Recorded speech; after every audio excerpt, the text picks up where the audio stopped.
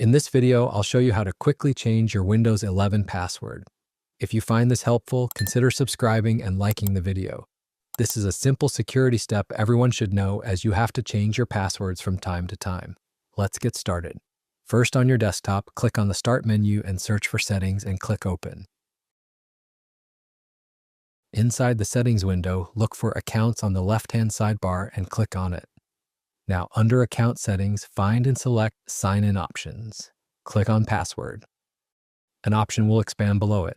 Click the Change button. For security, Windows 11 will first ask you to enter your current password. Type it in and click Next.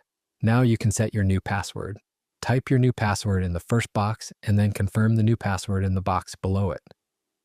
Finally, you'll need to create a password hint. This is crucial in case you forget your new password. Once that's done, click Next, and on the final screen, just click Finish. That's it. You've successfully changed your Windows 11 login password.